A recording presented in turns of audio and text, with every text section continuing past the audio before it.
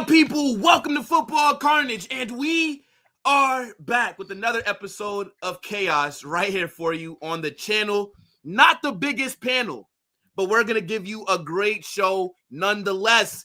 Big up to my guy, Barca Volume, and shout out to Isco. International break is in full effect. Everybody's kind of doing their own thing. Maybe might be on some vacations or taking a break. It's all good, people. Big up to everybody that's watching, of course, right? Make sure you guys smash that like button.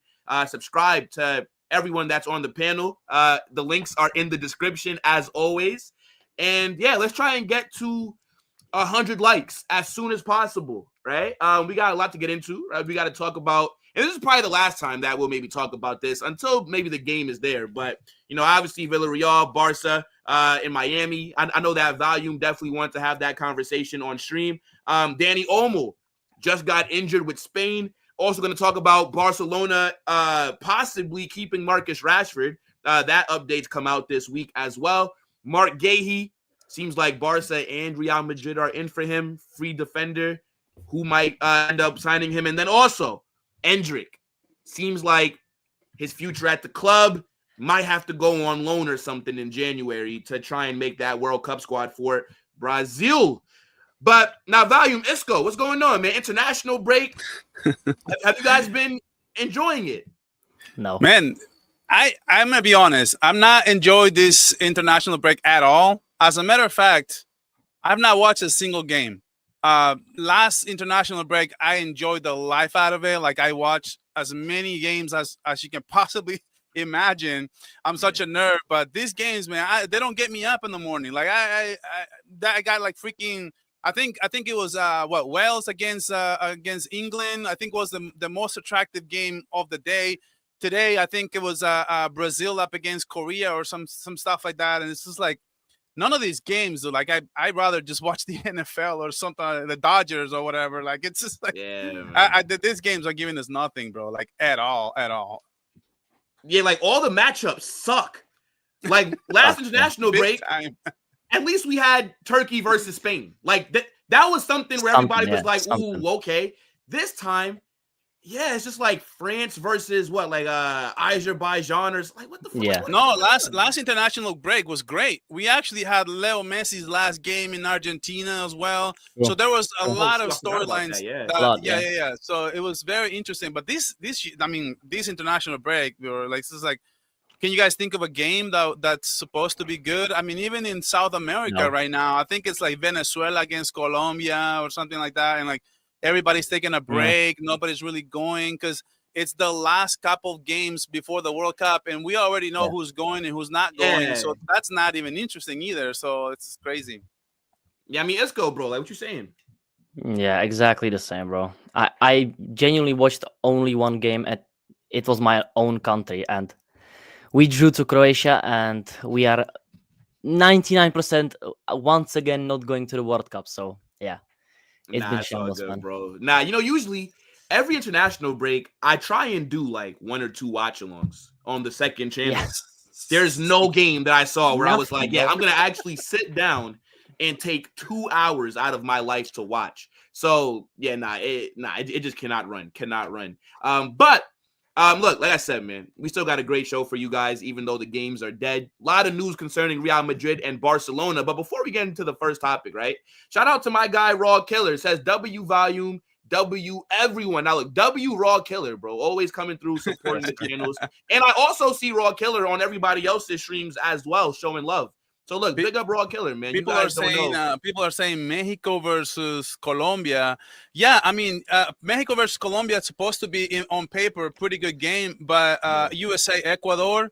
But these games don't mean anything. That's the thing. They're friendly. You want these games. Yeah, exactly. You want this like game the only mean time. something. Yeah, like the only time that the games actually matter, right, is if it's like the World Cup qualifiers, which were going on in South America. I know Europe are now doing it. Even the Nations League.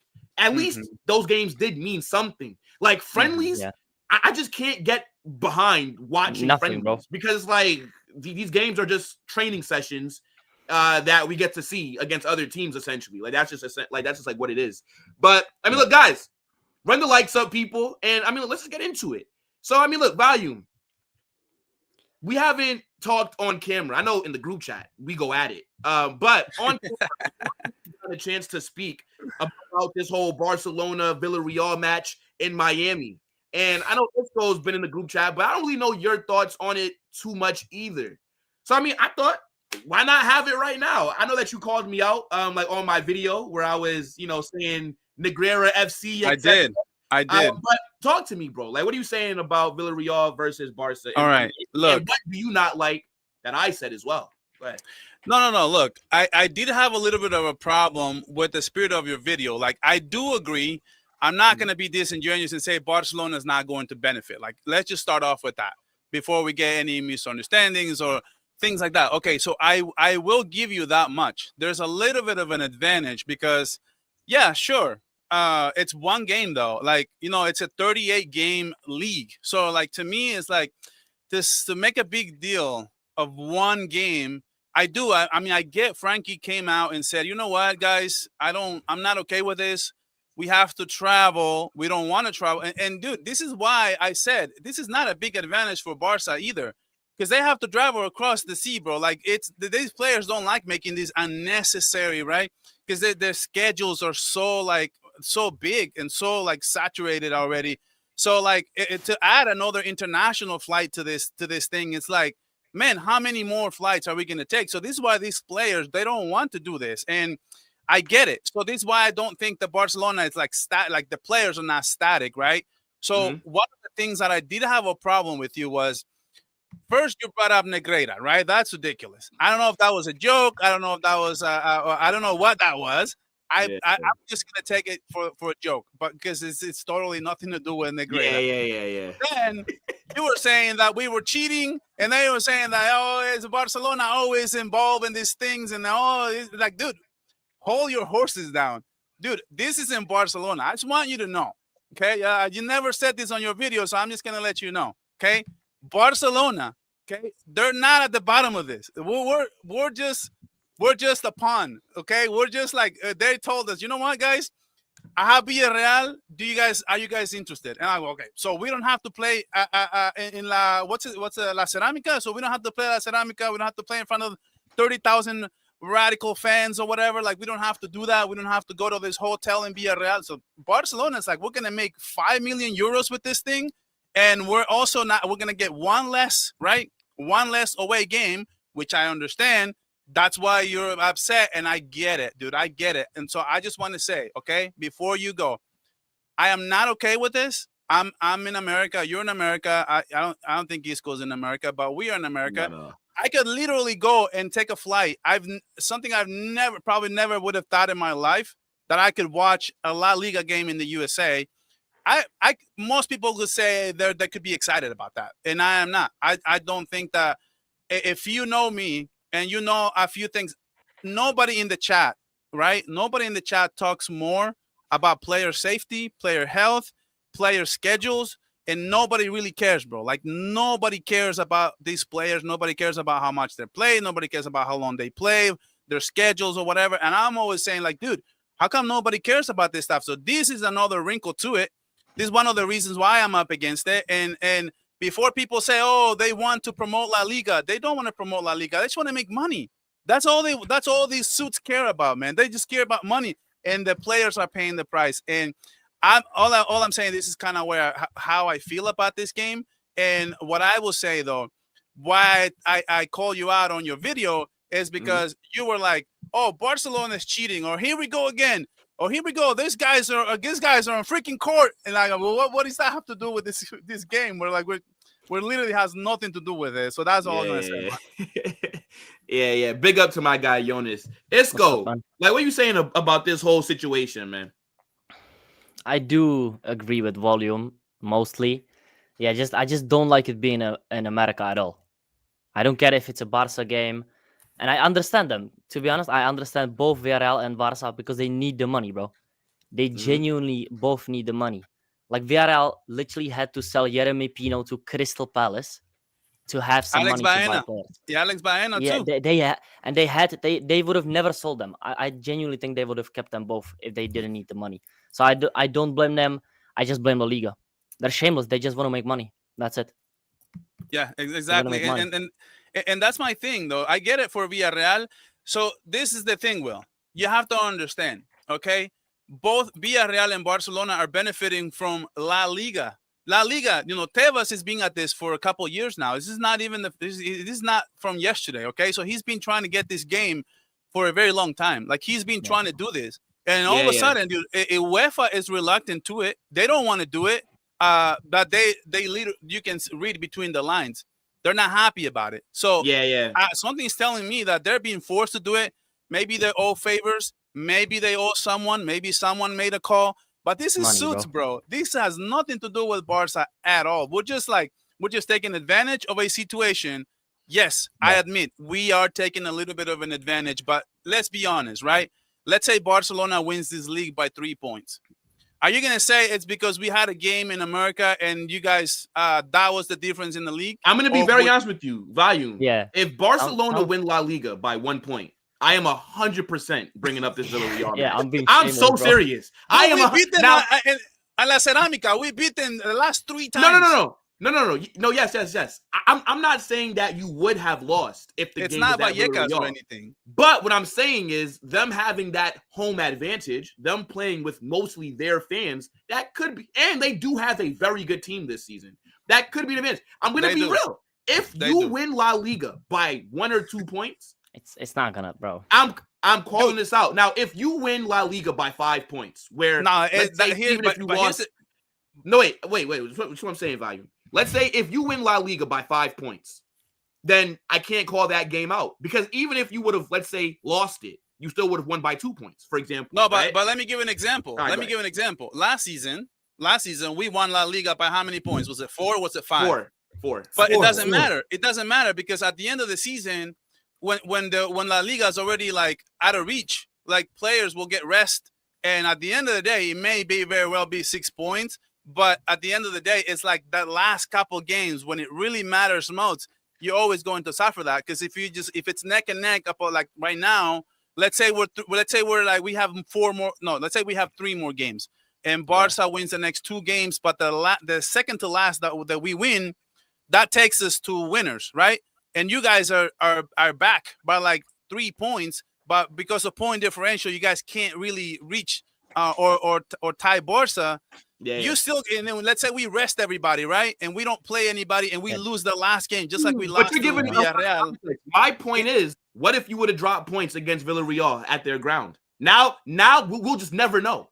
Because No, that opportunity. I get that. All right, hold on. Go ahead, They have not beaten us. They have not beaten us since I think 2007. Like, bro, like it's been a long. They are so much better though.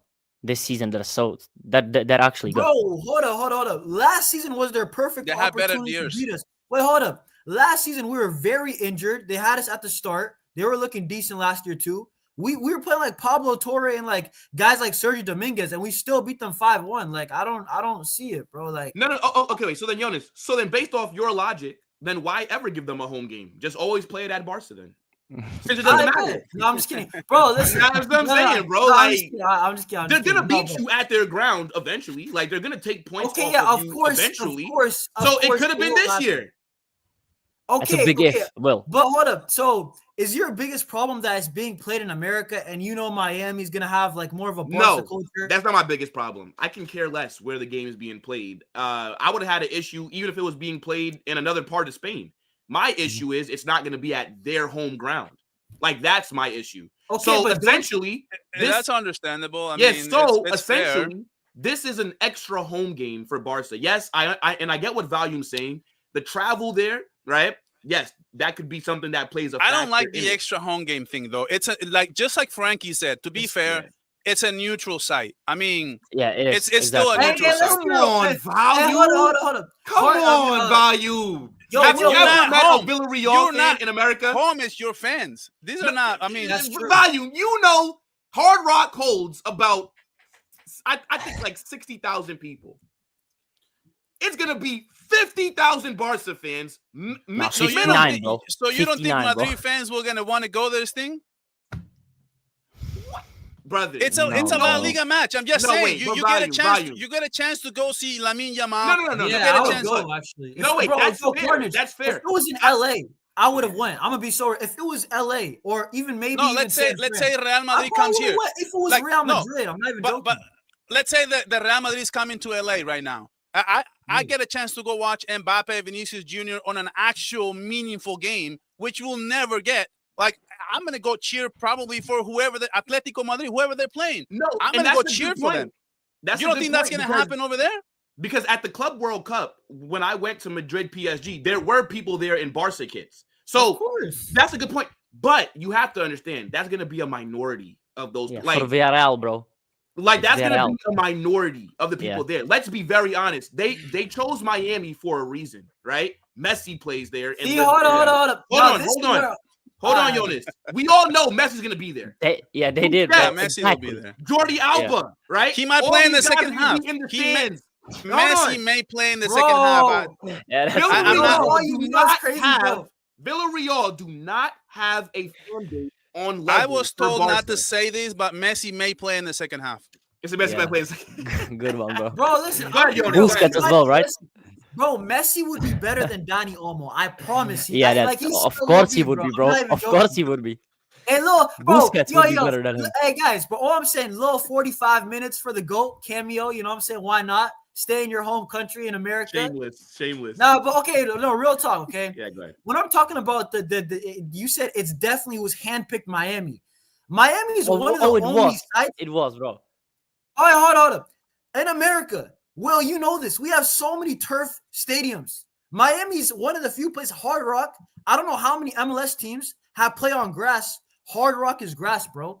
It makes sense. Yeah, that's a good point. I know you will say, "Oh, Jordi Alba, Busquets, Messi." I know it's shady. I agree, but we don't have many grass stadiums. Let's be real. No, what I will say on Jonas' defense, though, what I will say, it's because it's a proven site, right? Only four MLS teams. They want this thing to succeed. Obviously, they want only four MLS teams play on turf.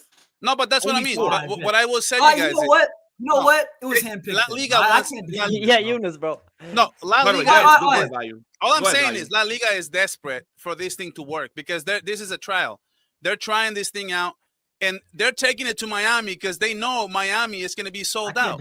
So they're not going to take it to a place where they're not sure it may get sold out, it may not. So they want this thing to work. It will sell out every place because it's Barcelona. Yeah. Like, this is not Villarreal versus bro. Like Getafe. Yes, it will sell out.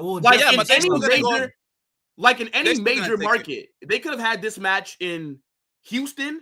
They could have had this in Dallas. They could have had this in New York. Yeah, they could have had this in Los Angeles. It was in LA, bro. I wish. Okay, so here's my biggest thing, and as long as we just can admit this, then we can agree, right? Is this not an advantage for Barcelona in the title race, having an extra essential? Because yes, it's not at the Camp Nou, but essentially it's going to be a majority. I think it's a marginal one. But it is going to be a majority of your fans there. Yeah, can I tell you why, though? Okay, so it's going to feel like a home atmosphere. Yeah, I'll say this. It's a little bit of an advantage, but you guys will make it seem like a big deal. Exactly. Okay, so if this was Real Madrid, let's say if we didn't have to go to Bilbao, let's say instead of going to Bilbao, they were going to play it in New York City. So Bilbao loses their home field advantage because it's going to be a majority Madrid fans. Would you be honest? Would Barca fans not have an issue with that? We would be honest. But I would have an issue, just like I have an issue with this game. But I would still say it's a little bit of an advantage, but I wouldn't hold Real Madrid winning La Liga just because they won a game in the USA. That's the thing. True. It's 38 games. 37 other games. And like, you're blaming this game only. Like, let's be real, bro. How many times? I know you will say, like, hey, every game counts, but bro, how many times is La Liga decided by 1 point, 2 points? Not that many, bro. When you almost never, bro. Don't let it be. It never happened. But that's the thing, though, Jonas, because now the fact that you've done this, now it opens up the conversation if it does happen. But bro, we beat you by 4. That's not 1 or 2. And then the year before, you beat us by what, 10? So like, and then the year before, I think Atletico Coast, I think they won by 2. But it's like, it's not always. No, like LA didn't win the year before. Barca won it the year before. Then it was. How much did we win? I think by 7, something like that. Yeah, something like that. Yeah, because Atleti haven't won it, I think, since like 2021. That was the closest one in recent history that I remember, and that was 2 points. That's what I'm saying. Like, it's not every year. It's like once every 4 years that's gonna actually happen. No, I mean, look, that's a fair point. All that I'm saying is do not win this league by 1 point, or else I'm going what? back to this, bad. bro. I'm gonna be so real, guys. If we win the La Liga by 1 point, do you think that I care? Brother, do you think I'll even have any mercy towards Real Madrid fans? I don't care. I won the league, bro. And if Real Madrid fans are gonna cry, that makes me happier. I'm gonna be so real. But why is it that Barca are always, and it's kind of like what Value brought up, and then I'll let Isco jump in. But I understand. Will, why is it that? Yeah, go ahead. I understand. Listen, I'll just say this real quick. I understand your frustration. It makes sense. It is an advantage, but I think it's a marginal one because as much as, first of all, you said that Bilbao example. Villarreal was one of the few teams they were cool with the situation, giving up in a home game. And listen, Barcelona were one of the teams that they were okay with, but Barca wanted their home game. That was the difference, okay? And then on top of that, right, now we got to move into the players. Do Barcelona players, do they want to go to America to play? Frankie de Jong doesn't. I don't think it benefits our players, our coaching staff. It only benefits Barcelona, the club, Laporta, his pockets, Barca in general. They're not playing in Villarreal away. But the players, I don't even think they want to do it, to be honest. That's my point. Okay. Let's go. Like, what are you going to say, bro? I don't think it's going to make a difference, bro. Genuinely. Thank you. I think who wins La Liga is going to be by marginal. I do want to make one more point, unless you wanted to say something, Will. You wanted to say something, right? You wanted to say something, didn't you? No, I mean, I was going to kind of like reference like what you brought up in terms of like how I brought up like Negreira and all these things. No, the only reason that I brought that up. You you literally said La Liga trying to help us win. Barcelona okay, win La Liga. Yes, I did say this. Yeah, that's not true. All that I'm saying is, it does seem again, and you guys have admitted it. Maybe you don't think it's a big advantage, but it is a slight edge that you. It is have. a slight. But the reason that I brought up Negreira, the reason that I brought up about how Barca were just fined in July 60 million euros for breaching FFP. The reason why I brought up, for example, like your like the transfer with Neymar and like how you guys had to go to court for all these different things.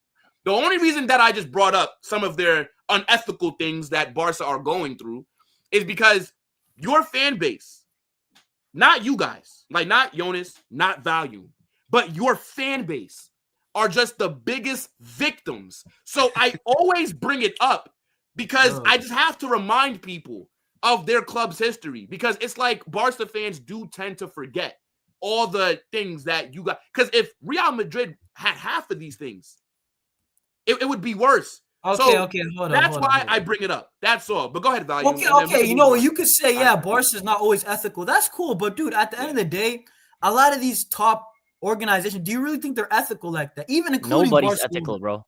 Nobody. No, not ethical. But what I'm saying is, we're not the. So again, because I just have like Vardrid or like all the things.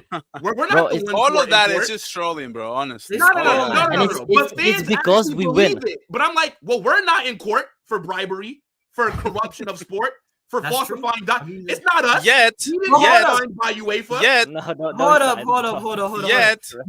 up. Yet is bro. Hold up. Y'all just haven't got caught yet, bro. Unfortunately, somebody was recording us. That's the difference, bro. Let's be honest, bro.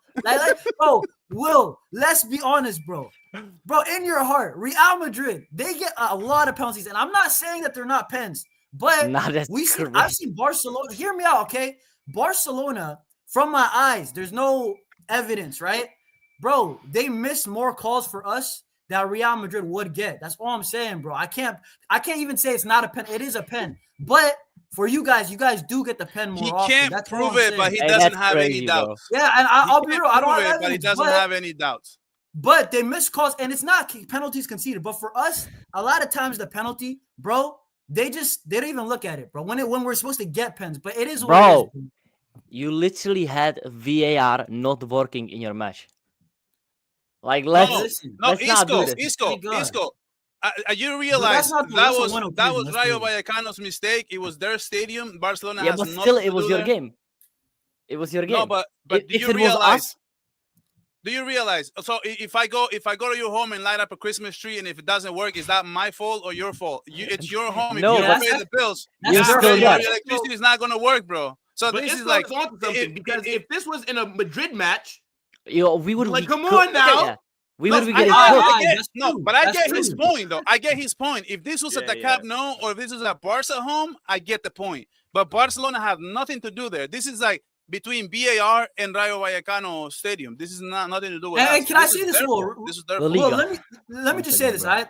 Bro, yeah, then we this move is not a Barca 100% thing, bro. This is a La Liga move. This is a Javier Tebas No, I know move. La Liga's shameless, bro. It is a La Liga thing. It's I do want to say one thing. Yeah. Let me just finish. You can finish, Xabi, on this. This is a La Liga move, bro. Javier Tebas, and I'm gonna be real, all right?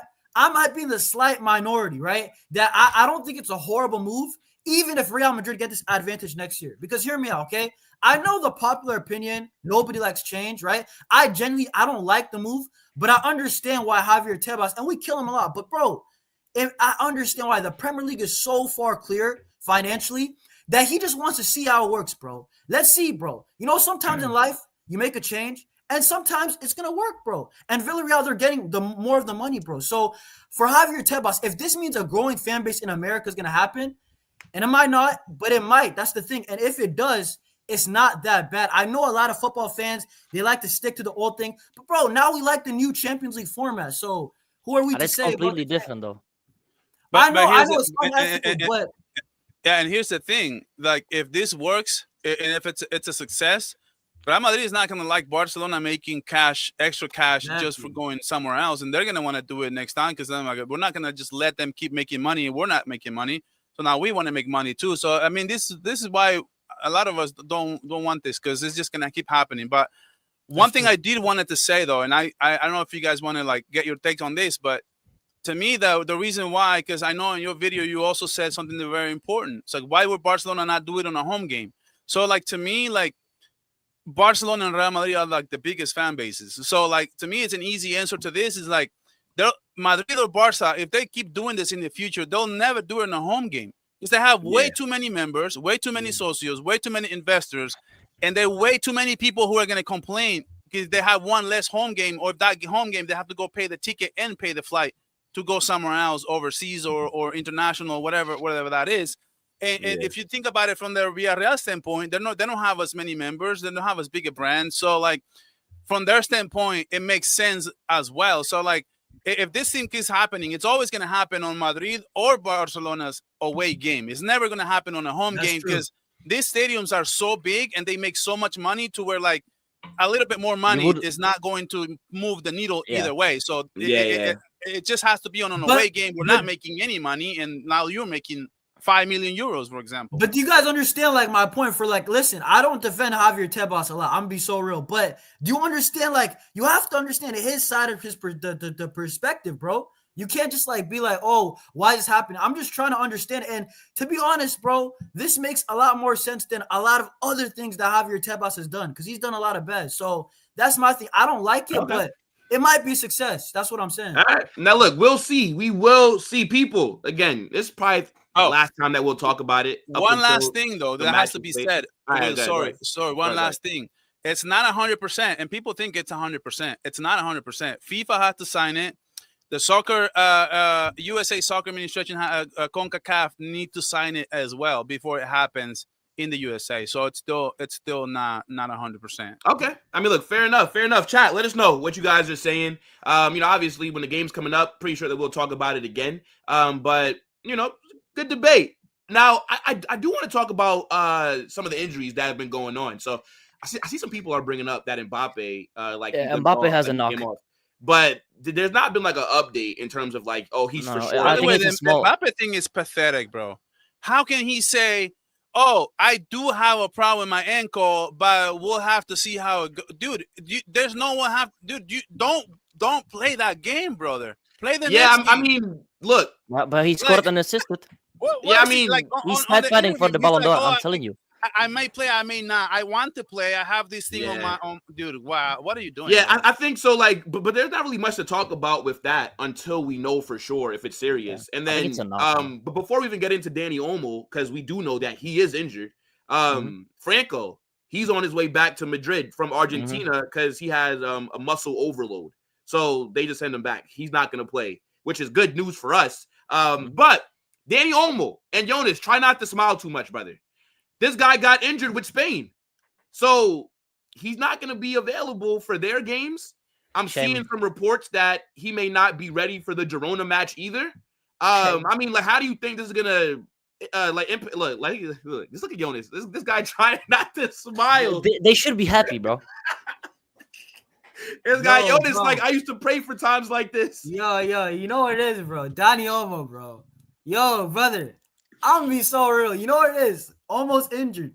Nothing new. That's what I was, bro. Like it's normal, bro. It's like, brushing your teeth. Let's be honest. It's something you're gonna do, bro. Dani Olmo, bro. He got injured. He wasn't playing bad. I mean, he was playing bad. He wasn't playing good, right? Dani Olmo wasn't playing good. I'm not wishing an injury, though. Let's be real. I'm not, because now what are we going to do? If Fermin's not ready the first game, what's going to happen? But Dani Olmo's not been good. It is what it is. I hope he finds his form. But right now, bro, I'm going to be real. I was kind of calling for some youngsters to get an opportunity. So I want to see if Fermin's back, right? But if Fermin's not back, Dani Olmo's not there. Who's going to be the number 10 that first game against Girona? And it's Girona. Like, I feel like it's a game that maybe we can experiment, like a Tony Fernandez. Like, that's my eyes. That's what I'm thinking about. But, bro, I'll just say this. When people are saying Dani Olmo is news, it should not even be considered news anymore, bro. It happened like 10 times last season. It's not news, bro. It's just something that's going to happen. You know what I'm saying? But that's my take on it, bro. Nah, I mean, dude, this could be a blessing in disguise, man. Like, I'm not wishing injuring on anyone. And it's just like, of course, right? Once again, Dani Olmo's injured. But I want to see maybe Hansi Flick try something different. Like, the 10 right now, hopefully Fermin is back. He's back in training. I saw him yesterday. He was actually looked pretty good. So there's a big chance that he might be back for Girona. So he might just be okay. But if he's not, I do want to see back, even though we didn't like it against Levante, I do want to see Rafinha back at the 10. Just to see what's going on, because, dude, what else are we going to do, man? Like, the number 10, it's not working this season at all, whether that is for me, sometimes in and out, sometimes it's inconsistent. Then on Dani Olmo's playing like crap, and now he's injured, like, on top of everything else. By the way, why is he getting called up by the national team? Like, that's crazy. Luis De La Fuente has his favorites, bro. He doesn't choose Balde whenever Balde is playing amazing, he does not choose him, and he chooses Dani Olmo no matter what. Like, he just has his favorites, bro. It's simple as that. True. Yeah. Yo, his volume lagging. Yeah. Sorry, guys. Oh, you're back. So maybe Draw may have to step up or do something. But I don't like the Draw situation. Honestly, I think it's still a little raw. I would much rather see if we can have Rafinha. And by the way, after this international break, I want Hansi Flick to be trying a lot of things different, dude. If we're playing like crap, might as well play like crap, trying different things, because Lewandowski is not working, bro. So if we have to play with the false 9 or do something like that, dude, I'm all for it. Because, dude, Dani Olmo, bro, like, I'm so tired, dude. Just rip the Band-Aid off of this guy. Wait, Volume, I have a question for you. Because we've seen Dro, and I'm not trying to hate on the youngster. He made his debut, right? I know a lot of Barca fans gassed it, but I don't think he's ready for the men's game yet, bro. No, he's not ready, bro. I think he still needs a year, bro. He looks super raw, bro. So for me, I want to try Tony. I want to give Tony his chance. And I said Tony, I think performance-wise, looked better in preseason. So I want to see if Flick tries that out. But I mean, if you mean Tony at the 10? Yes, I would like to try Tony at the 10, bro. I think he can play it. No, I personally don't. Do you know what I think Barcelona is going to do? I think that you're just going to run midfield 3. If Olmo is injured for that Girona game, I see you lining up with Casado in the 6, and then like Pedri and De Jong. Like that. I feel like that's kind of like what I'm expecting. Just like a flat, like 4-3-3 kind of. Just flat. Mm-hmm. I don't think he's gonna start like Dro. I don't think like it's Tony Fernandez. Another kid, yeah. Like, I just don't think that, like, especially coming off the back of like that battering from Sevilla, I feel like I actually think that Hansi Flick is gonna start to take less risk. No, but hear me out. Yeah, go ahead. Like the 10 position, bro. Let's be real, bro. Dani Olmo has, bad is nice, bro. Like, he's been brother. Like, he's been the bro. Trash. If I speak on Dani Olmo, bro, like, it sounds like I'm bullying him. Like, he's been that bad, right? Yeah. Fermin, I think Fermin's been decent, but just decent. We're talking about Fermin like he's the second coming of Lionel Messi. Because even though Fermin is not insane this season, he's just been solid. He's been a solid player to have, right? Yeah. Volume's kind of right. I want to try out something new, because I don't think the number 10 position Like the number 10 position so far this season, we haven't been getting enough from it, bro. Like overall, that's my thing. I want to try something new. Maybe no 10. Let's see what happens if we play a different formation. I don't know, man. Yeah, I mean, I do like that formation that you're talking about, Will. What you're saying, maybe have Casado there and bring up Frankie and Pedri. Now, Pedri has played that role for Spain and has done an okay job, but I remember him being criticized.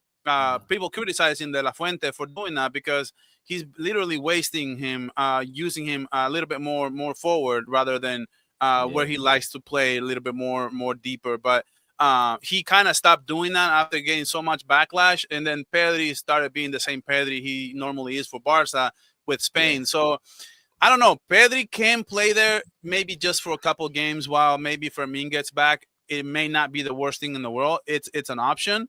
But unfortunately, dude, with this whole injuries thing, man, one thing that has to be said is just like this international break. It's trash, bro. Like nobody cares. Nobody wants to watch these games. And honestly, whoever's organizing FIFA, UEFA, whatever they're doing this, they have to get this right, man. They have to get more games, less breaks, and just have more urgency. Don't have international breaks just to have international breaks. Look at how many players are getting injured. Look at how many players. The more they travel, the more they go up and down, the more they have to go practice somewhere else, different venues and stuff like that, the more they get injured. So like their player health is never taken into account any of these things, and that's one of the reasons why I think that there's so many injuries right now. In Barcelona, we're at the worst end of it. Yeah, bro. I mean, it's definitely gonna be interesting to see because I know, like Olmo's been kind of trash, but you kind of do need him like at the moment, just in terms of because like you guys don't have the best like depth. But I mean, Isco, I know that you were also kind of thinking that it was a blessing in disguise as well, similar to like what Volume said, bro. You have anything that you want to add before we move on? It is, bro. I don't know what's going on with Olmo, but he cannot get a single thing right. And when I watch him, I genuinely get angry, bro. He's just so bad. When his final pass is never right, he can never be creative enough. And let's be honest, he's not that good of a finisher these days. Like the chance he missed against PSG, he should have scored that. I just don't like him at all, bro. I think it's a blessing in disguise there. I don't care what they do. I just hope they lose every single game. Bro, like I'm seeing some Barca fans saying like Dani Olmo should get like part-time salary because he's only here like half the time. He's so ass, bro. It's like crazy, genuinely. Bro. Like no, bro, I'm gonna be real. I like Dani Olmo as a player. I think Barca fans are a bit overreacting when they're saying, "Why do we buy him?" Mbappe is out for a Clásico. That's not true, is it? Nah, bro. That guy's capping, bro. His name is Jules Koundé, bro. Come on now. Yeah, bro. Koundé, you got to worry on your own performances, bro. You've been horrible, bro. There's no way. Nah, he's capping, bro. He's capping. But yeah, it's capped, definitely. It's capped. There's no definitely capped. Come on. Nah, but my point is with Dani Olmo, bro, like he's just been so bad. But last season he was. You might have to hold a little timeout for lying like that, bro. Hold a little 5 minutes and repent. Almost scared you there, bro. Repent for 5 minutes, bro. Like find God. Come on, man. What is that? Lash is for what is that, man? What is that? Nah. But I mean, look, we'll see what happens with Dani Olmo, right? Keep an eye on that. Now, what I do want to really talk about, right, which I think could be a very great debate here, is there's reports that Barcelona are considering keeping Marcus Rashford past this season. Now, I know there's a lot of games left, but I'd say Rashford opening 10 games or so, he has had a good impact on Barca. I have to hold my hands up and say, I don't rate him still. I think he's a very mediocre player, but he has had an impact very early. I thought Rashford would have a purple patch in like the middle, maybe towards the end of the season. I didn't think he'd have this kind of impact so early, but I guess with the injuries, it kind of has benefited him from a personal standpoint. Do you guys think that Barcelona should keep Marcus Rashford? I mean, as of right now, like from what you're seeing, the 30 million release clause, are you saying that should get activated or not? No, I definitely think that we should. The price is it's a very good price. This is why we got criticized for paying him so much. And this is the whole point. The whole point of paying him a lot of money, because we saw the potential. We pay him a lot of money right now on a loan, and people criticize that. But people didn't notice was the back end of that deal. If we do end up keeping him, it was going to be fairly cheap. And for the kind of games that he's giving us, or for what he's giving us and what his potential is, I think for 30 million euros, I think it's a steal for him for what he's bringing us right now. So I would say probably why not? And some people have said why not just bring him back Ansu Fati. I don't like that. Ansu Fati is making way too much money. I also don't think it would be a team-friendly deal as this signing would be. So to me, I think it would be a no-brainer. Marcus Rashford can only get better from here. Like if we have to make a decision right now, I would do it with my eyes closed. I'm like, dude, he has been the better player, better than Rafinha, and he has been more available than Lamine Yamal. So like Lamine Yamal is better, but he's not available. So right now, I can only speak for what I see. I'm not saying he's better than Lamine Yamal, but dude, this guy, this is why I was laughing at Dave, and I did a video reaction because I'm like, dude, why are you laughing at something so ridiculously? Because this is dumb. Because dude, this is a player who's coming in to help. This is a player who's coming in to contribute. He's not a player who we're asking him, take us to the promised land, take us to the Champions League. We're not asking. We're asking for him to rotate. We're asking him to come off the bench. And now look at him. Rafinha's injured. Lamine Yamal is injured. He has played on the left. He has played on the right. He has played as a central striker.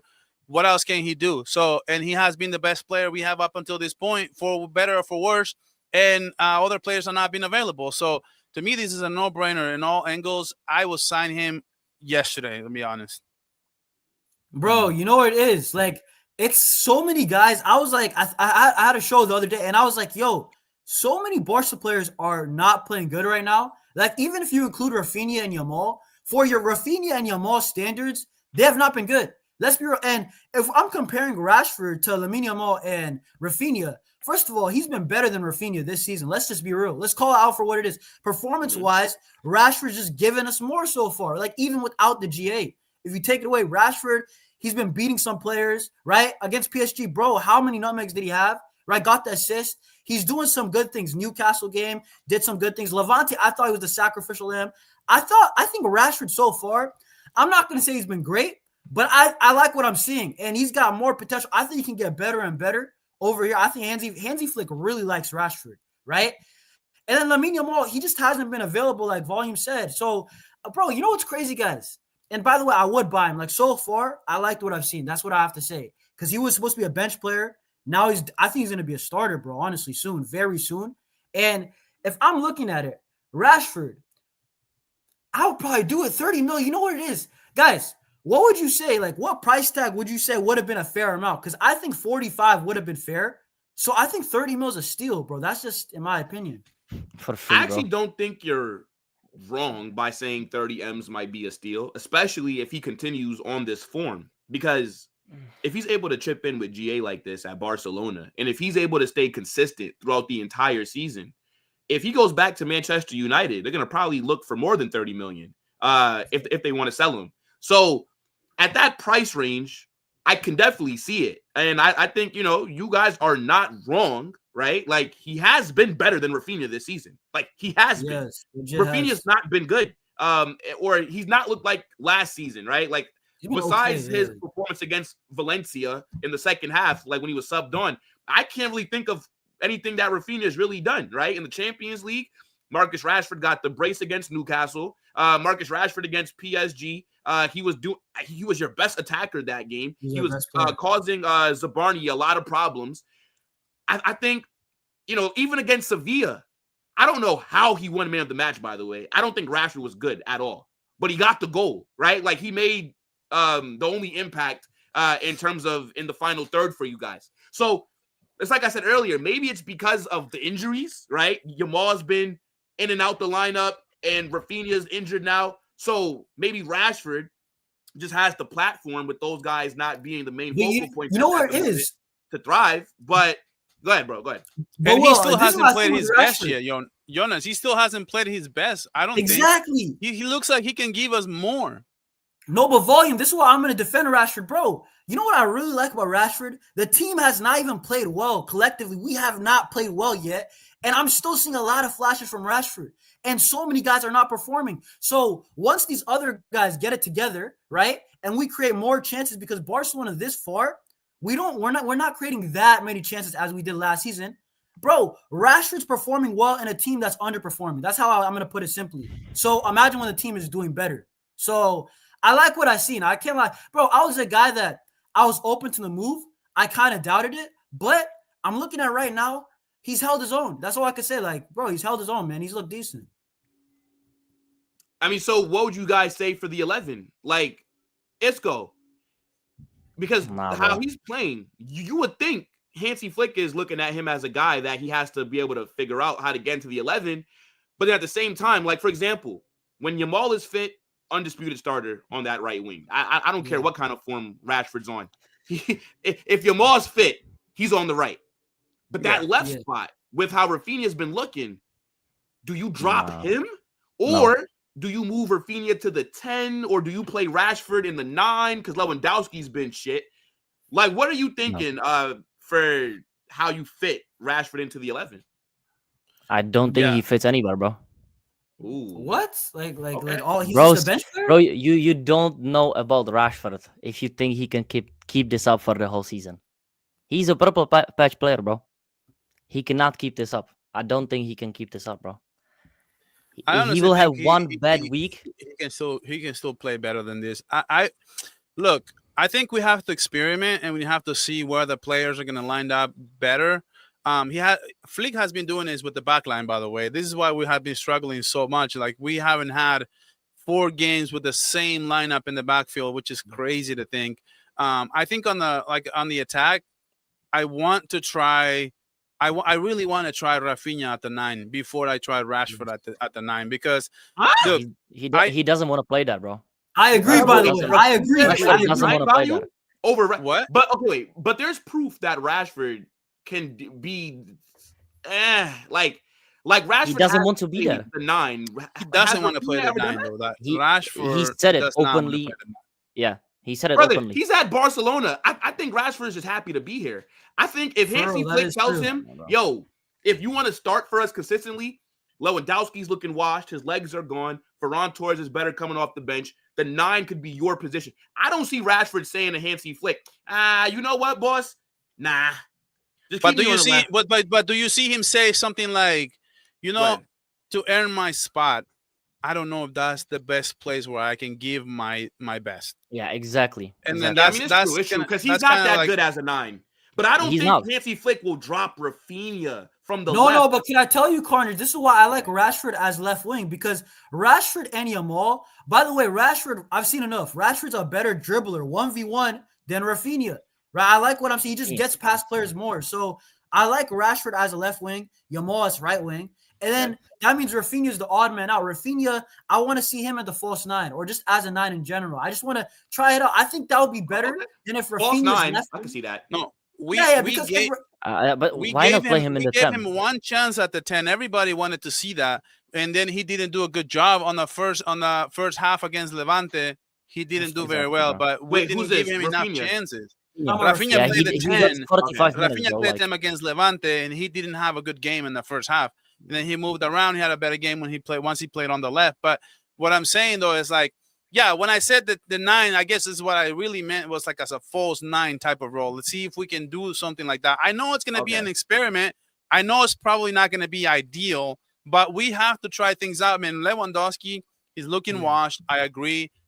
Maybe he should come in and last 20 to maybe 30 minutes in the second half or something like that. Maybe he can give us something better like that. But I right now, what I will do the 10 is not working. Why not keep trying Rafinha at the 10? See what he can do there. At least try for Girona.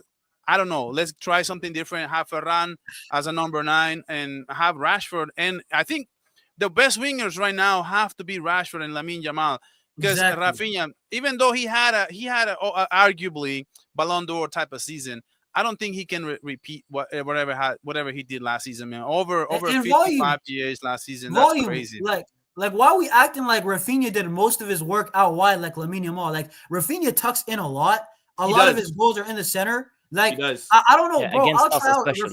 I will try out Rafinha's striker, and I'm open to trying out number 10 again. But as the wingers, we need width, bro. Width is very important in football. I want Lamine Yamal. But you have Balde back now. Balde gives you that width. Because if you think about it, right? So now, if you start Rashford, then how does that affect what Balde does? So now, are you going to ask him to invert?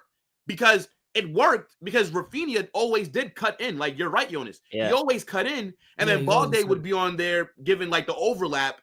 But now it's like, if Rashford's there, then that might affect him. But the thing is, though, and I do agree with Isco, I don't think that Rashford can maintain this consistently.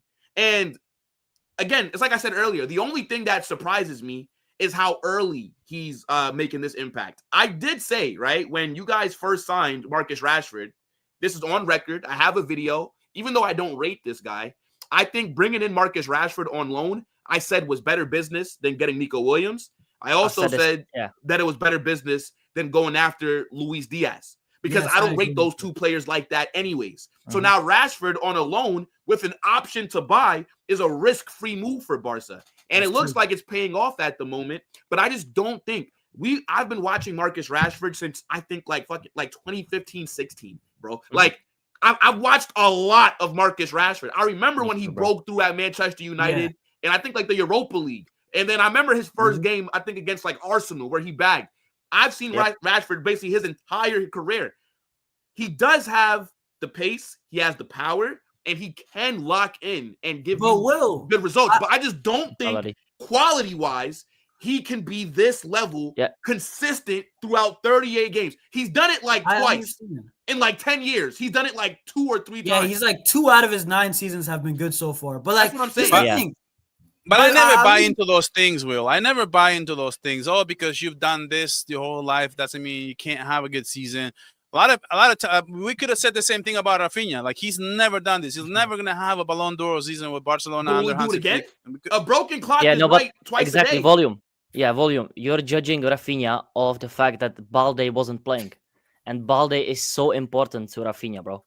Bro, but I'm gonna be so real. If you're a Barcelona winger, like, brother, you shouldn't be. No. Rafinha, when Balde didn't play against Inter, you got fried by Dumfries, bro. It showed so much. Balde is your left side. He's the whole left side, and Rafinha then tucks in and finishes those chances. For example, against us, bro, he did it like 3 times against us last year. That's true. He is at the point where he just quickly pushes it outside and then finishes, bro. That's Rafinha's game, and Balde does everything on the left side, bro. But so guys, you should judge him of Balde. But don't you guys think like Will and Isco and like just all the Real Madrid fans who doubt Marcus Rashford, like, don't you guys? I don't doubt him though. Hear me out though. Don't you guys think that you guys at the start was being a little bit way too harsh, because like, okay, yeah, he's gonna chip in with GA and not performances, but bro, if we actually look at Barcelona, how many of our attackers actually perform well outside of GA? That's my thing. Like, I'm like, we're being overcritical of the Rashford's performances. We don't have the same energy for Rafinha. Rafinha outside of GA, let's be honest, is he always having a great game? Lewandowski, if he doesn't chip in with GA, he's the worst player on the pitch. Let's be honest. So this is my thing where I always gave Rashford leeway. I always gave him time to adapt, and I'm giving him the same energy, the same type of criticism level. So I'm like, so far, you're actually a better non-GA player than Rafinha and Lewandowski so far. That's why I'm giving a bit more patience. You know what I mean? But that's what I'm saying, though. If Balde comes back, Rafinha is going to be playing differently. I'm telling you, you have to judge him off Balde. It's so apparent. But then at the same time, then it's like, okay, then you're not Barcelona quality then. Exactly. No, he's not. No, it's true. He's not. He's not. And I do agree with Jonas in terms of, okay, maybe you could say that, like the way that we were laughing at Barca, trolling them about Rashford, maybe you could say, okay, yeah, like that was a bit too harsh. Okay, sure. I still don't rate the guy, though. No. And the thing is, I never said, now, I can't speak for the other Madrid fans. I can't speak for Dave. I never said, when I dropped my video, when you guys signed him, I never said Rashford was going to be trash for Barca. I always said that it was better business than, like I said, Nico Williams and Luis. And I said, I think he'll be okay for you guys. I think he'll be okay. But I did predict that he ends back at Manchester United, though. Like, I don't think he's going to have a good enough season because we know you guys, do kind of have like the financial issues, right? Like I saw the other day, you still owe Bayern 20 million for Lewandowski. So what I'm thinking is, bro, I'm gonna be so real. Will, we're not giving that back, dude. Those are rumors. Those are rumors. Those are rumors. All right. Regardless, how I'm viewing it is, We know that you need a 9, right? We know that you're more than likely going to need to get a defender as well. And we're going to talk about that next. So like 30 million, that is a lot of money for you, especially if Rashford's not somebody that you're viewing as like a starter, like somebody that's going to be a major contributor to your team. That's kind of how I'm thinking about it. Yeah, but last season, remember what happened at the end of last season where Rafinha was getting called out by like Saudi teams and stuff like that. And he said no. They would have came before. He said he might have considered it. So I don't think he closed the door. I just don't think he closed the door on Saudi. Okay. So all I'm saying is that a lot of dominoes can fall between here and the end. So it's hard to know. Maybe Rafinha wants to go to Saudi and cash out. Who knows, bro? Like I don't know.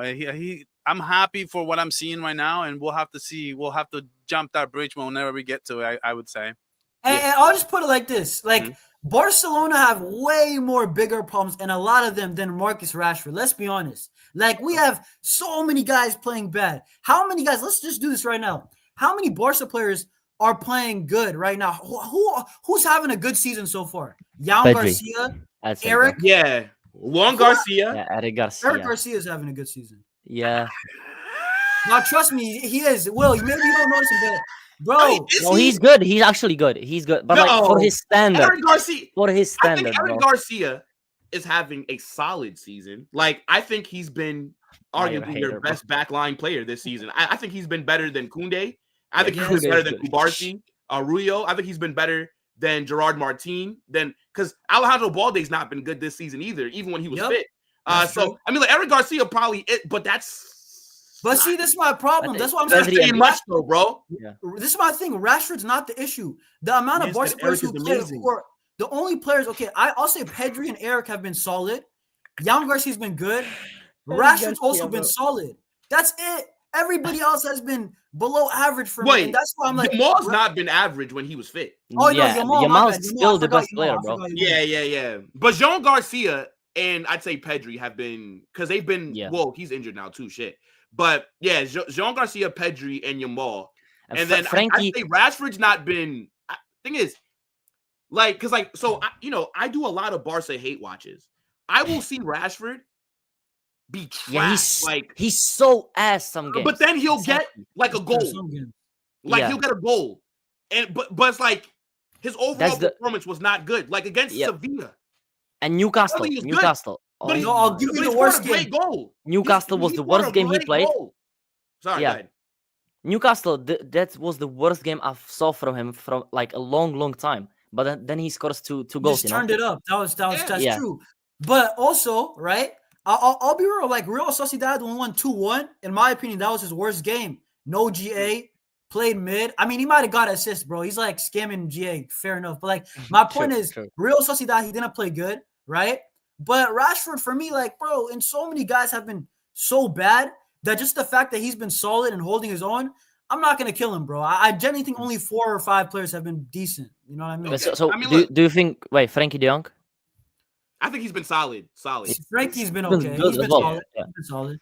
Yeah. Like, I don't think, like, Frankie's been, like, good. Like, nobody's been the only guy who's been definitively amazing is Jan Garcia. That's it. Nobody else can you say yes, they're playing amazing. That's it. Only Jan Garcia. Now look, fair enough. Guys, let us know what you're saying about Rashford so far. Like, the impact that he's making. Should Barcelona look to trigger that release clause? We do have 2 more things to get into, right?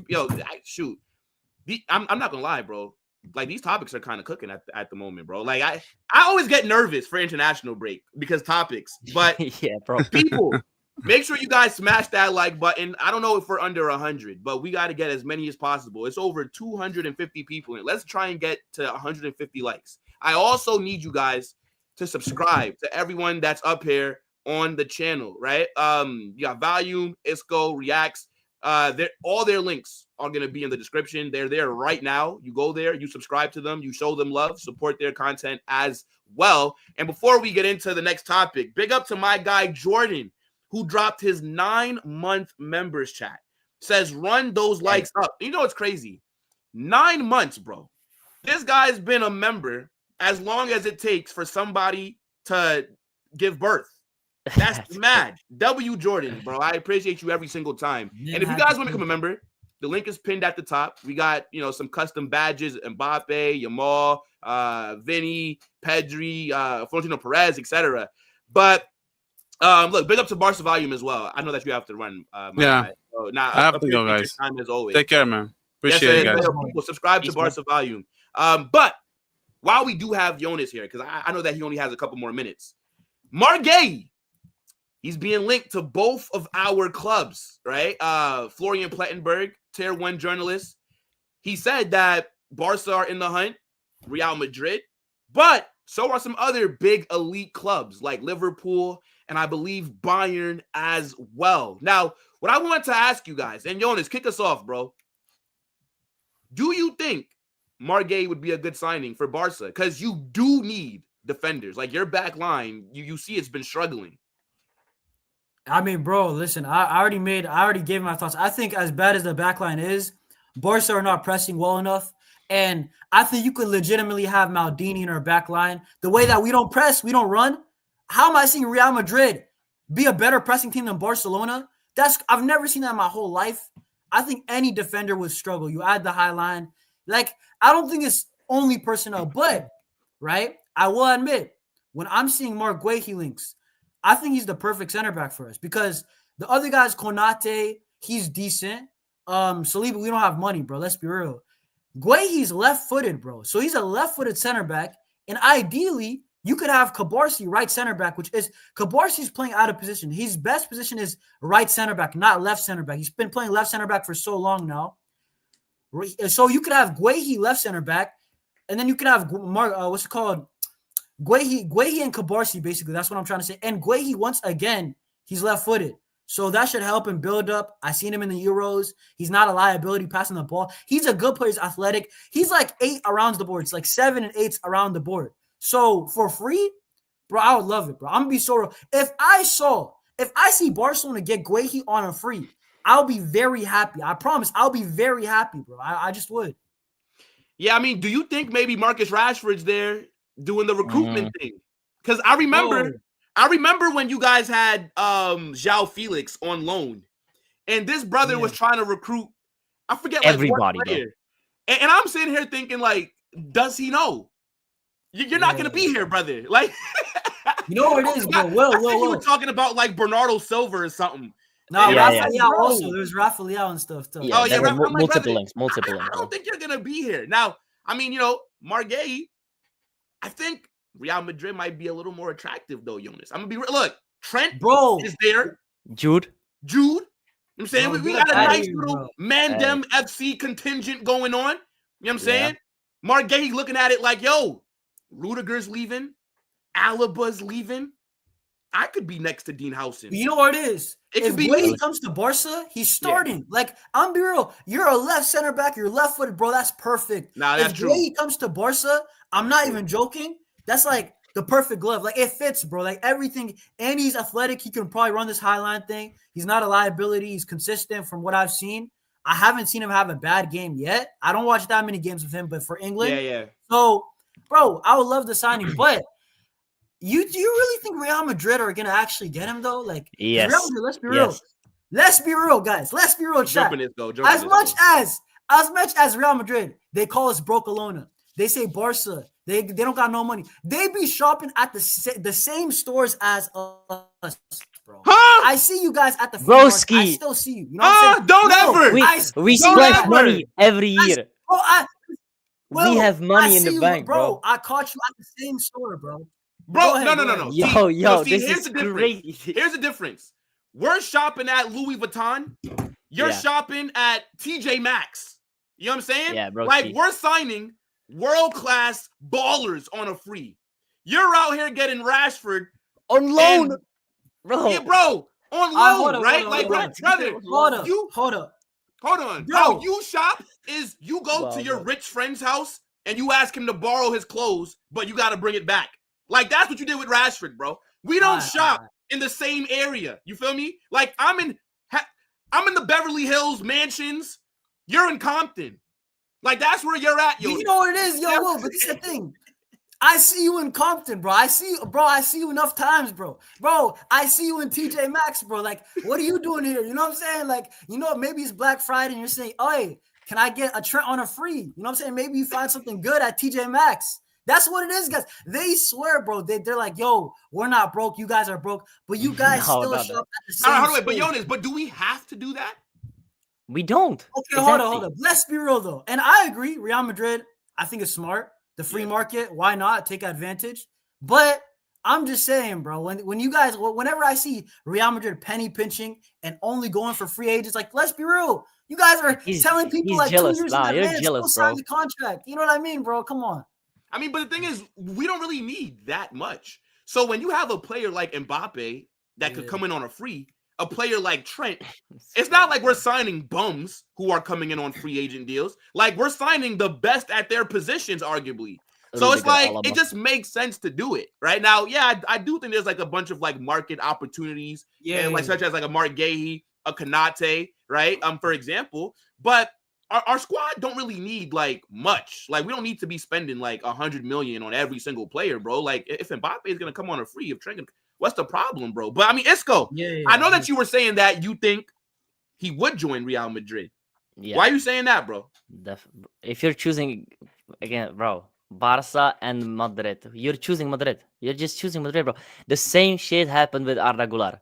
They were saying to him, "Oh, you're gonna be the next one up. You're gonna be starting every single." Bro, he doesn't care. Go there, he wants to win the Champions League, bro. Like, it's so apparent. And people don't understand it, but he would be so much closer to starting because Rudiger and Alaba are running out of contract. They are running out of contract. Hold up. You guys just got Hoyson. Both of these guys are left-footed center backs. I don't think that would fit that well. I mean, yeah, see, but I think that's like, bro, nonsense. I'm be honest, exactly. Bro. It's like, bro, like, you're a defender. Fuck you mean? Oh, coach, I can only defend on the left, brother. Get on the fucking right. You know what it is? There on the right, bro. Let's be real. Though. I think with Ancelotti, I hear a bit more. Ancelotti will play this terrorism football for a game. He'll have his defenders defend. Bro, Xabi Alonso, let's be real. This guy's trying to be, like a hipster, bro. Bro's trying to do his best Pep Guardiola impression with the build-up and new formations. Bro, this guy definitely cares about – he definitely cares about his left-footed center backs. And, bro, trust me, he does. And positioning. Bro, my point is this, though. Do you think it's realistic? Wait, is Hoyson even left-footed? Yeah, he is. He's Hoyson. Is he left-footed? I think, okay, do you know how you can write with both hands and they call that like he's both-footed. I think he's both-footed. Genuinely. Like, what is it called with, like, is it also ambidextrous? Yeah, it's ambidextrous, yeah. Oh, okay, yeah. So I think like Houston is just ambidextrous. Bro, I think he can play like anywhere. Literally on his FPL profile, preferred foot, it says both. Fair enough. But so here's the thing, Jonas. This is where I can see maybe what you're saying, because I do think the pathway to starting at Barca is a lot faster than starting for Real Madrid. Definitely. Because remember, we also want Konate. Now that could be something that Guehi looks at and says, okay, they have Dean. Konate is a higher profile defender, and even though I'm being real, I think Guehi is on Konate's level, if not even. I think that like maybe better. I think not even better. Slightly. Yeah, but one plays for Liverpool, one plays for Palace. So the PR is going to be a little bit different. But Guehi is a good player. But I think he looks at it and says, well, why would I go there if they're also about to sign Konate? So I can see Barca, because I think like what your back line lacks and what your team lacks in general is pace, physicality. Yeah. He offers you that. Yeah. And I think he could do a better job than, or I'll be real. I think right now, Guehi would be your best defender. Yeah, I mean, I agree, bro. Yeah. What the hell? Like, let's not, like, come on, bro. Let's not cap. If Guehi, bro, this is the reason why I want Guehi too. Mm-hmm. There's no excuses for him to fail. Like, there's legit nothing. Like Konate, if let's just say Barca get Konate, like, forget about the rumors and all that. Konate's passing is a little bit of a liability. We already seen with Araujo. Let's be honest. I could see the fan base already killing Konate. Like, let's be real. Barca, we don't really care if you're only a good defender. You got to be a bit more. It's just the reality with our strikers and our center backs. Let's be real. Guehi has less of a reason to fail than Konate. That's my thing. So, and Konate, by the way, makes more mistakes. I can see him flopping at Barca. That the way that we play too, he's gonna get less help.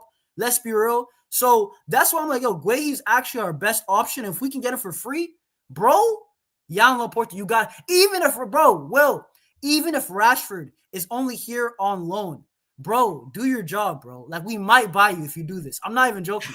like we might do it. Just, bro, do your job. Wait, so you guys think, okay, because remember, Liverpool and Bayern are still here, right? Now, these aren't, now look, Liverpool is my bitch.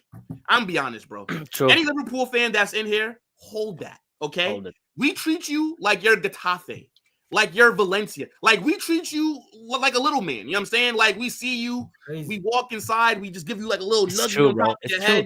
You know what I'm saying? We slap you in the back of your head, and then we send you on your way. Let's be real. Look, Liverpool, we've been taking your lunch for years, okay? Like, when we see Liverpool, generally, and Isco, come on, bro. 2 UCL finals, thank you very much. Trent, thank you very much. You know what? I think I'll have a little bit of Konate as well on a free. Thank you very much. You know what I'm saying? Now, could you imagine if we go out there? Because remember, they wanted Konate. Deadline day. He was going. Guehi, then the move fell through. He was there, bro. Could you imagine if the Konate replacement was also at Madrid? Now, do you think Liverpool or Bayern have a chance? Because I do think Liverpool still have a very good chance of getting this guy. I think in January, bro. Somebody said it in chat. I think they're getting him in January. Because Konate and Van Dijk, I know Van Dijk has been great, but some games, bro, they look shaky. They look shaky defensively. They have problems in the defense. Genuinely. Yeah, I think they're going to go for him. Yeah, I can see, bro. I'll be real. If I put the favorites, I'll say Liverpool 1. For Guehi, 1. Yeah. I think Barca 2. I'm going to be honest. I just think that you're going to get so much. Bro, hold up. What do you think? Okay, be real. If you're Guehi. What is it like? Hold up. Konate, that's Madrid bound. Guehi, bro, there's more, bro. There's actual reasons to come to Barca, though. Like, I'm not even joking. If he wants to go to Madrid, has a bad 2 months, and he holds bench the rest of the year, I'm not going to feel sorry for him. But if you come to Barca, even if you play mid for 1 month or 2 months, we look at the bench. It doesn't get much better. You're going to still start, bro. So that's my thing with it. It's true. It's true. Now, you know the thing is, bro, so Plettenberg said that, he did say that Guehi, and I could pull up the tweet right here, because I dropped the video talking about it. And again, Plettenberg, this guy is a tier 1 journalist, but more so for the Bundesliga, right? And the reason that he brought up Guehi was because Bayern are in for him, right? But when he did this, he also said, that obviously, like Liverpool. So I have it right here. He says that Liverpool are still giving everything to sign Mark Guehi on a free transfer next summer, with ongoing talks taking place. The Reds are very concrete in their interest, as are Barcelona, right? He says, however, Guehi is also waiting to see whether Real Madrid makes a move. Now, I don't think this means that he ends up at Real Madrid, but I think if you're Mark Guehi, I think waiting until the end of the season gives you the most options. Yeah. Because last summer, only Liverpool were in for him. Now you notice, now that he's running down his contract, now Barca, Real Madrid, Bayern, teams that I think are bigger than Liverpool are now coming in for you, right? I think if Real Madrid and Barcelona seriously want him, I think he ends up at one of these clubs. Because, yes, Liverpool are an elite institution. They're the most successful English team. I get that. But Real Madrid and Barcelona is, I think, like a next level that I don't see him passing up on if there's an actual offer there. That's kind of how I view it. And Liverpool, their wage structure, they do not offer wages like that. So they don't, if you come to Barca or Madrid, you're legit doubling your wages too. So, I mean, on a free, plus let's be real, Barca and Real Madrid, I think he'll get a signing on bonus if he's a free. If of course, every club, you have to give. He's getting so much money for a free agent. Bro, I'm just saying, people are saying it might happen in January, but like, what is the incentive if you're Guehi? I don't understand. Why don't you just wait it out, get more money? Go ahead. It's only depending on Liverpool on how they do until January. Because so far, if I'm Guehi and looking at Liverpool, like, is it the right move for me now? When Barca, Bayern, all of these teams that want me, I don't know. And Liverpool seems to be like only figuring it out. So I don't know, man. I wouldn't choose Liverpool, genuinely.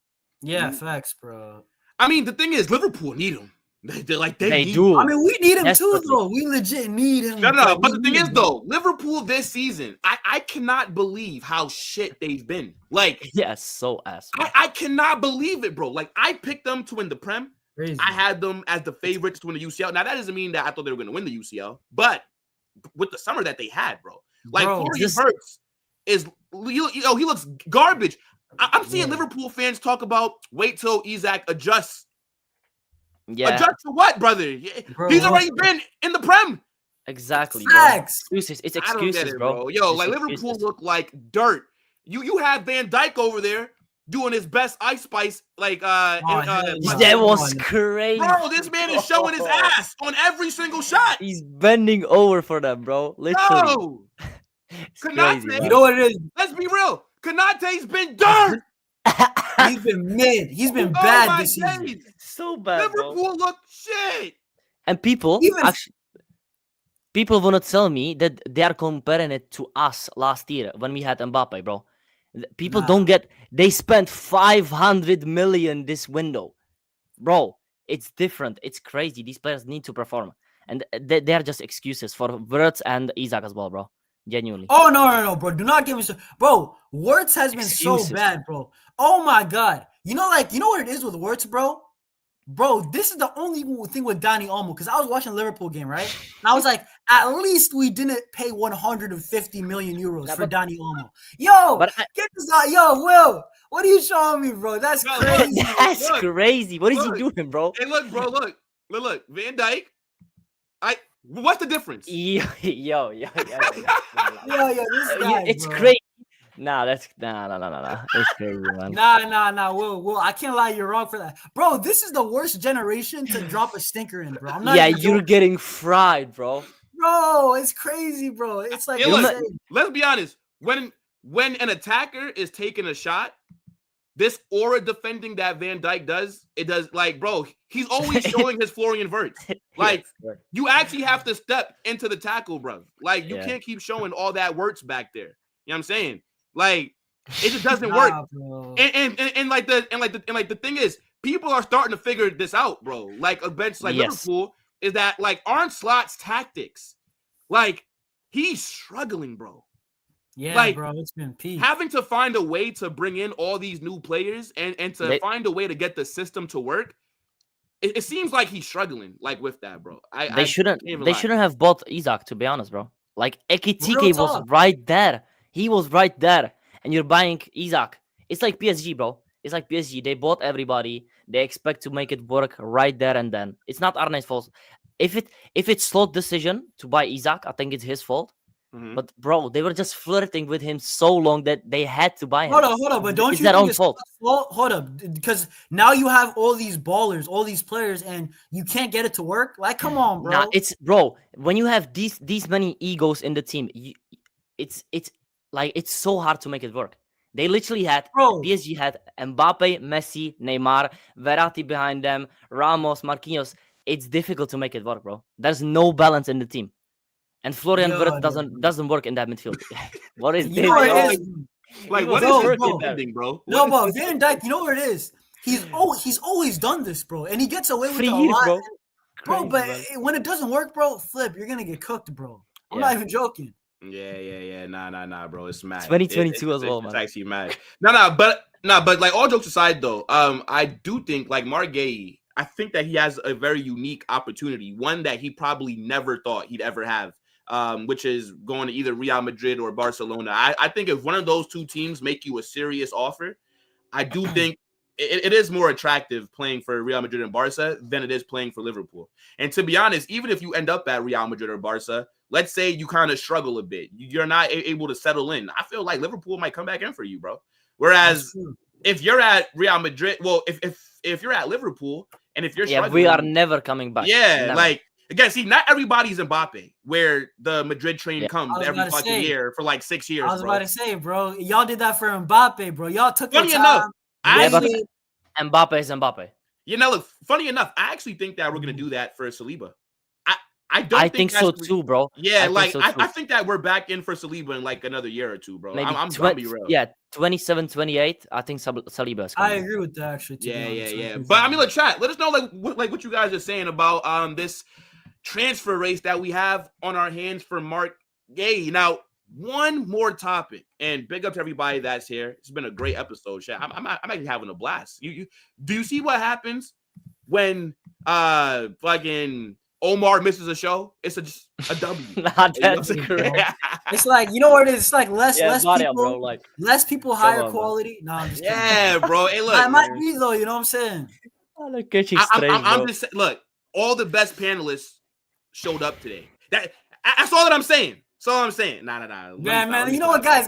Will's about to have tryouts for Football Chaos. Man's about to be. Hey, look, bro. You know what I'm saying? Man might have to hold some tryouts, like it's the NFL or something.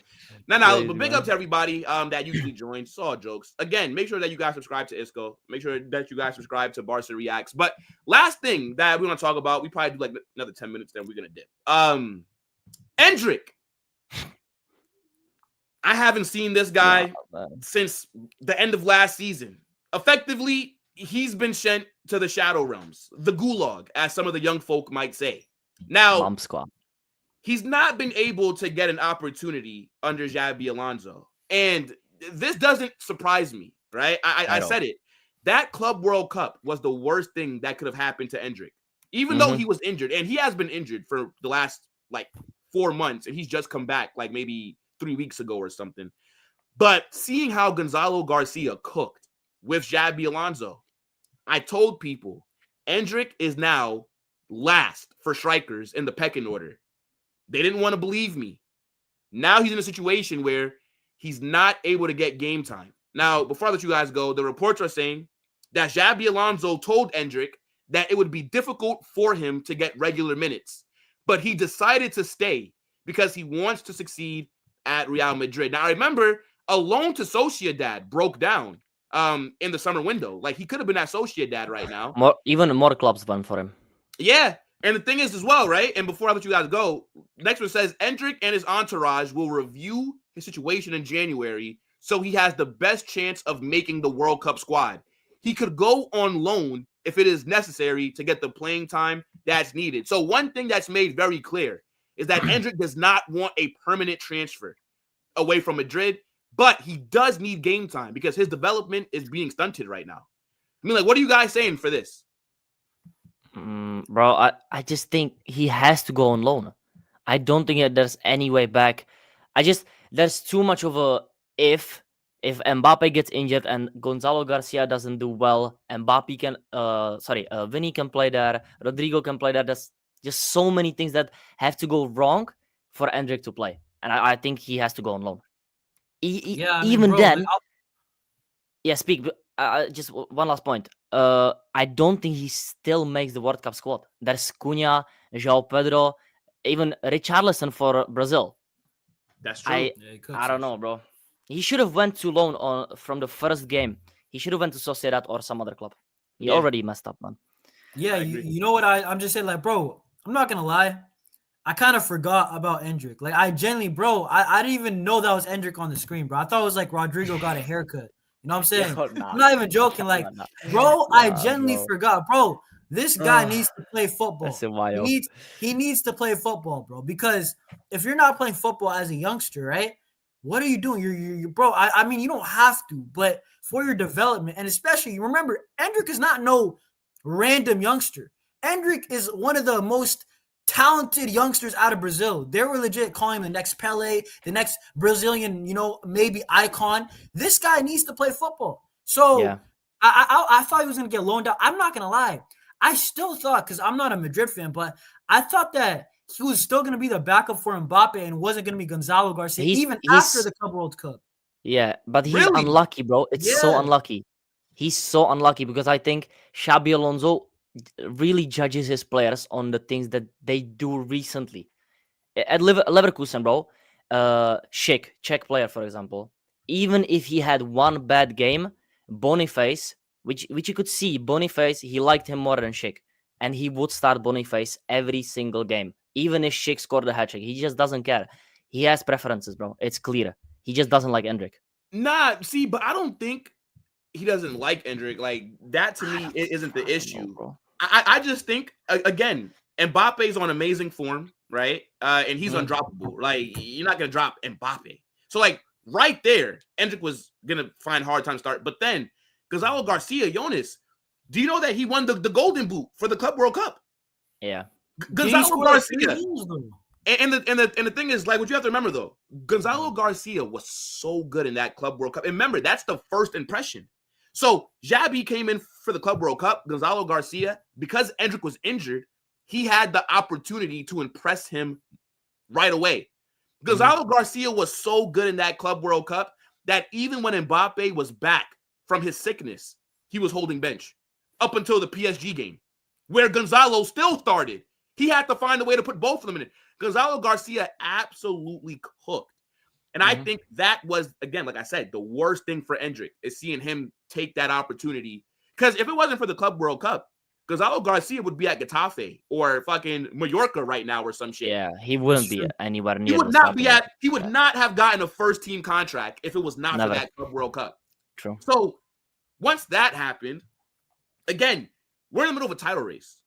Now, I do think Endrick deserves some minutes, but where do they come? Yeah, even Gonzalo is not playing. Like, he's not playing at all. He got like 20 minutes. No, did he start one game? No. Yes, he did. Yeah, he did, but he did so bad. He did so bad. It's not enough time. I think he started against. He did start one game, but what was it against? Yeah, like he got hooked at like halftime. Yeah, he got hooked. Yeah. No, but my point is this with Endrick, bro. You got to play football. At the end of the day, like, forget about this. Okay, yeah, it's a Real Madrid, but bro, sometimes people need to forget about. And I know it's hard because professionals, they think about it. They made it to the top. They're at Barca or like a Real Madrid. They have so much self-belief. They made it all the way here. But sometimes you got to be real, bro. Are you going to play over Mbappe? Are you going to play over if Mbappe gets injured, Gonzalo? I didn't forget Gonzalo. I think Xabi will do like a Rodrigo or a Vinny, like Isco said. Like, he would just makeshift striker. Like, I think he's like fifth choice striker, genuinely. Like, there's so many options Xabi could do. And Madrid's roster is deep. So I'm like, yo, this guy, if for the betterment of his career, you should really go. Like, you should just go out on loan. And I don't think it'll hurt, bro. It can't hurt. There's no way it can hurt. Like, there's just no way. Yeah, I mean, look, I remember in the summer, they said that he didn't want to go on loan. And he uses, like, Vinicius as, like, an example of staying through difficult times. Because you remember when Vinny... And Arda as well. It doesn't help, bro. Yeah, true. Okay, Arda, fair enough. But Vinny was completely different. No, wait, hold on. Vinny was so different, bro. Vinny, when he first came in, let's was not lie now, people. No, I'm saying... Bro, he was not good. No, I'm not saying he was good. The situation was different at Madrid. Madrid, for once, was not a team that you were looking at. You're like, yo, like, look at their roster, world superpower. Real Madrid, those 1 or 2 years Vinicius was, like, developing, bro, you guys were mid. So... No, wait, hold on, wait. But Jonas, but we weren't supposed to be. Remember... So CR7 left, then we dropped a bag for Hazard. That's true. Right? No. But Vinny came before Hazard. It was one season when Vinny... summer right before. Yeah, you're right. That's why Vinny got so much playing time. And when Hazard came... you're right, because Hazard came with... Eden was trash, bro. That's why Vinny got so much playing time. I remember it was the season where we lost to Ajax in the Champions League. That was right 18-19. That was the season. You're right, because so we had the one season, and then Hazard came in with Rodrigo. Yeah, 2019 they came. Okay. So I was fair enough. That's a good point, Jonas. Fair enough. Maybe Real Madrid were expected to win. Yeah, of course. But Real Madrid, those seasons were like the 1 or 2 years was so bad that it's like, we had no like it's like Vinicius. You might as well develop, and Vinny just kept on playing and playing. And bro, let's be real. Who gives a damn about his stinkers? You got the whole team was bad. Let's be real. He got better, and he had so many opportunities to play. Arda, I think, is a bit similar with Arda. Arda, his first year or two, barely played. Well, this is second year. This only his second season. Well, last year he didn't really play either. No, he didn't. Okay, so wait, no, this is his third year. This is third year. No, it's his second. It's his third year. It's Arda's third year. He won the Champions League with us. He won the Champions League with us. Yeah, he did. He actually did. He did. Because he played 6 games at the end when we won the league. We were rotating the full squad. Arda legit, like, it's his 3rd year. Trust me, I'm not joking. Yeah, he had the photo with the Champions League trophy. Yeah, I know. Oh, wait. Arda or Endrick? Arda's been here. Oh, yeah, no. This is Endrick. Endrick's second season. I was talking about Endrick. Yeah. No, but my point is, I'm just comparing the situations. Vinny, okay. Arda, and Endrick. Endrick's situation is like Arda's because Arda had to wait, and Arda just did it the hard way. He just sat on the bench, and Alonso would never pick him. Like, he was never touching grass. So that's like Endrick. It's like, do you want to do the Arda thing, or you might as well go out on loan, play some football, and come back. That's basically. And once again, I think Arda got lucky, bro. Toni Kroos retires, Jude Bellingham gets injured or gets his shoulder injury. He got so lucky that he's starting, honestly. No, but I don't think he got lucky, though, because, like, when Xabi first came in, it was made very clear that he views, like, Arda very highly. Yeah, of course, but like, they were saying that, like, because remember, Leverkusen wanted Arda. Yeah, they did. I know. So, but I feel like he was always going to be viewed as like the Modric replacement. Because remember, he moved from the wing to midfield. Wait, but you can't. You're not giving Endrick the benefit of doubt that, like, Arda, yeah, he was highly talented. Endrick is very very talented. He came to Real Madrid was even a bigger prospect than Arda or Vinny. That's my thing. So that's my thing where it's like, you're not gonna have the Vinny situation. There's Mbappe. There's so many guys. It's either you do the Arda thing or you go out on loan. And I don't think going out on loan is that bad. I don't think it's. It's not, because where Endrick is right now is he needs injuries to happen to other players, right? Yeah, like, let's be real. Like, if Mbappe, let's say, for example, he's on his way back to Madrid, like, that just got confirmed. He's done with France. If Mbappe is out, let's say 2 months, for us, awful, right? Me and Isco dropping emergency meetings. You know what I'm saying? Chaos is going to be... Hey, Endrick's shaking his hands, though. That's like, no, he's not going to be playing, though. Gonzalo Garcia is going to be playing. But that would open up more minutes for Endrick, because now our only strikers would be him or Gonzalo. Yeah, but... Nah, bro. So now that opens up the pathway. So now Endrick needs injuries. Like, that's... Yeah, and that's bad for the team. So I don't care about Endrick in that situation. Yeah. And the thing is, last season... Endrick, I believe he was like the top goal scorer of Copa del Rey, if I'm not mistaken. Like, Endrick definitely. Yeah, he scored like a hat trick against. Like 5 goals. He scored like 4 or 5 goals. He scored goals in Copa. Yeah, he's a good finisher, of course. He's a good finisher, but I just think the squad is too. And the thing is, remember, we signed Endrick before we brought in Mbappe.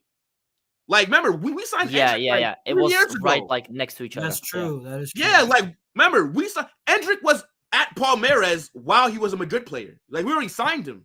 But that's what I'm saying. Real Madrid have invested in this guy who's very like hyped up. There's no way even Real Madrid. I don't think, bro, Real Madrid are not calling it quits on Endrick yet.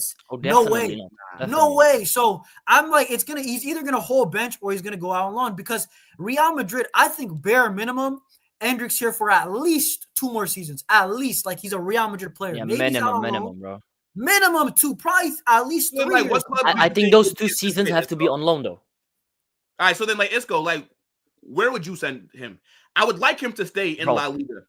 La Liga, or go to Como with Cesc Fabregas and Nico Paz.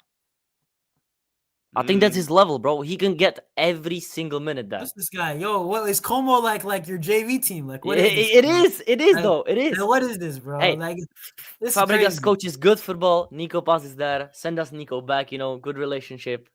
No. Okay, we're getting Nico back for about 9 million next summer, bro. I know.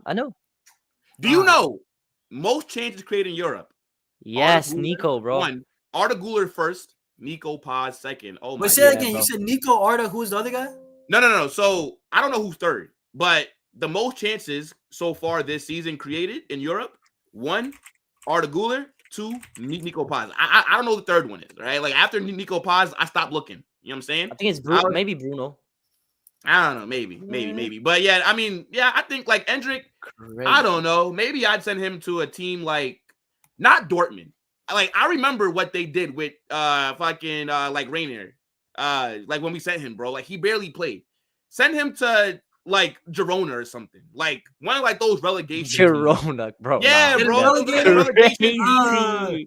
Bro, you gotta see Endrick like stressed out, scratching his head and stuff, bro. Like, yeah, bro, he's gonna be bald. He's on loan. There's no stress. Who gives a Girona fuck is getting if they get relegated? Getting fried. Though. Nah, trust me, Girona. He's not even gonna, bro. He's not gonna even get shots off. They're garbage, bro. Like, Yeah, they're so bad. He needs to go you gotta put him in a decent situation, like at bro, least go like Sevilla. Sevilla, he will start over that Ramon guy that started against Barcelona. He's so bad. But the thing is though, like when you send these good players to decent teams on loan, they don't have any incentive to play him. Because he's not their player. True, so that's why I always view send them to a very trash team that has no choice. Like you don't have a choice but to play him. But I mean, look, people, we can wrap up here, right? A great episode of Football Chaos, man. I didn't think this was gonna go as long as it did. But great as always, man. Shout out to my guy Isco. Shout out to my guy Barca Reacts, of course. The links are in the description. Make sure that you subscribe to them. I'm pretty sure that they're gonna have some content coming out over the rest of this international break. Big up to the chat, right? Make sure you guys smash that like button. Who is live that I actually know to redirect? Or are any of you guys going live? Nah, bro. I'm probably gonna go probably tomorrow, bro. Probably tomorrow live, and then, bro, I gotta do a flipping ranking video. I seen a couple people do it. Well, I think you should drop a ranking too for Real Madrid. I actually am dropping with you, bro. On Sunday, I am dropping a tier list ranking every Barca and Real Madrid player this season. And guess what I'm dropping tomorrow? Combined 11 Barca Real Madrid so far. I already know. A lot of people are going to be, chat should be interesting. Yeah, but I was not biased, though. I was not biased. And I just, you have to watch and see. But now, look, W chat, W stream, nobody is live. That nobody is really live. I mean, I see that Zare is live. Oh no, never mind. I don't see nobody. Yeah. Nah. Like nobody that actually needs one. I'm gonna be real. So look, we'll just wrap up here. Again, make sure you guys smash that like button on your way out. Subscribe to Isco. Subscribe to Jonas. Barca Volume as well. Real ones for coming through. We'll be back on Monday. La Liga, hopefully no more injuries. No more injuries. In a bit, people. Peace.